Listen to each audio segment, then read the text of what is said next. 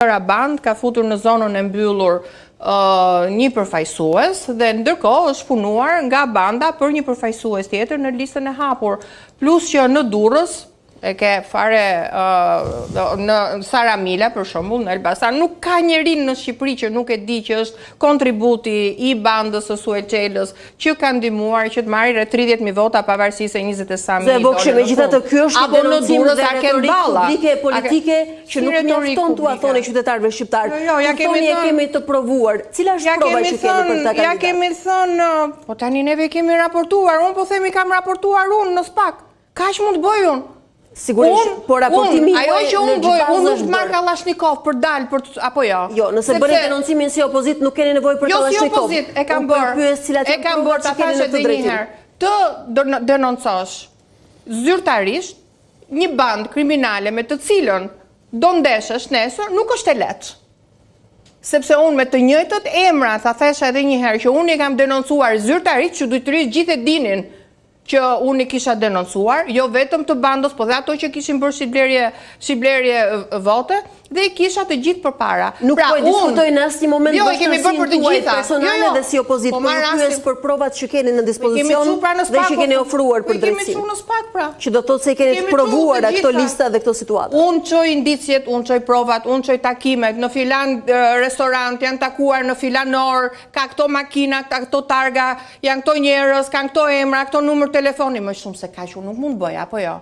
Biles kam dhënë më shumë se ç'duhet sepse është detyra jote që ta bësh dhe ke mënyrat e tua. Jo, hetimin do duhet ta bëjnë institucionet, po dyshimet e bazuara që bandat kanë impaktuar që këta njerëz janë përfaqësues. Pra, i kemi të vërtetuar, ja kemi çuar SPAK-ut dhe SPAK-u ose i shkon 20 ditë mbrapa, një pjesë i njofton dhe nuk i arreston fare, të tjerët as një gjë, të njëjtët vazhdojnë jetojnë atje ku siç kanë jetuar më përpara pa i hyrë gjëm në këmbë.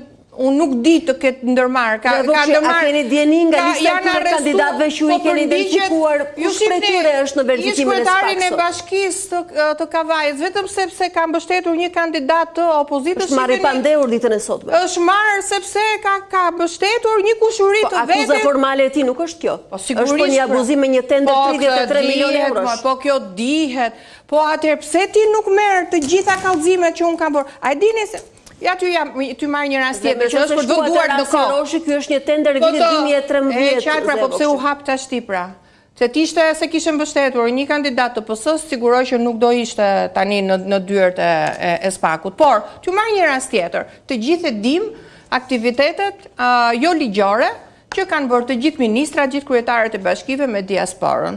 Të famshmin rast të Athinës, ku hapur një qendër super të madhe, ku ishin ministrat aty vetë me gjithë administratën, kryetarët e bashkive, se e kanë dhënë edhe një emision investigativ Piranjat, do me thënë, e kemi denoncuar dhe në SPAK.